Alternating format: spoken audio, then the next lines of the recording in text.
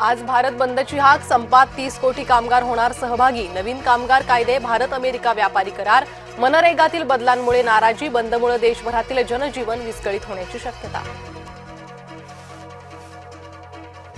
आज एसटी कर्मचाऱ्यांची एसटी डेपोत आंदोलनाची हाक, पगारवाढीच्या फरकाचे मिळणार हप्ते बंद झाल्यानं आंदोलन।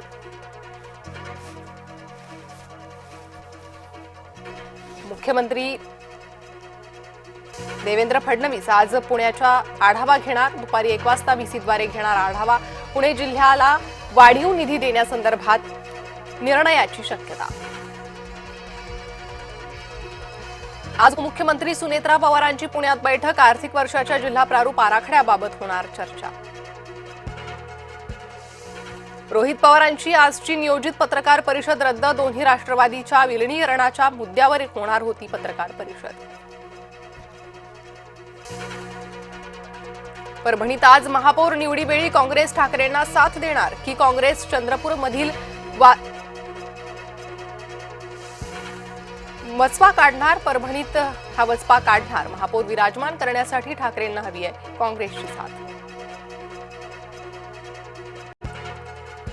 मुंबईवरील रस्त्यावरील अतिक्रमणावरून मुंबई हायकोर्टाची तीव्र नाराजी, पुढच्या 10 वर्षात मुंबईकरांना घोड्यावरून करावा लागेल प्रवास। हायकोर्टाचा बीएमसी प्रशासनाला जोरदार टोला।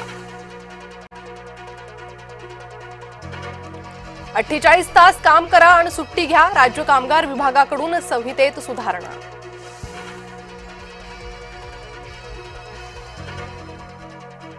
मोनो डार्लिंग पुन्हा येणार सेवेत, गेल्या 5 महिन्यांपासून तांत्रिक बिघाडामुळे मोनो सेवा होती ठप्प।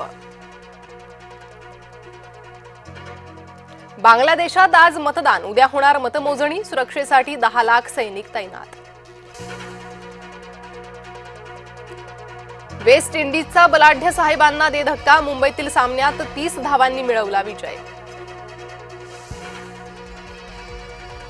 दिल्लीत टीम इंडियाचा नवख्या नामिबियाशी सामना, आजारी अभिषेक ऐवजी संजूच्या समावेशाची शक्यता। अभिनेता रणवीर सिंह धमकी प्रकरणात मोठी अपडेट, सलमान खानचा मेहुणा अभिनेता आयुष शर्मालाही धमकी देत कोट्यवधींची खंडणी मागितली, सूत्रांची माहिती।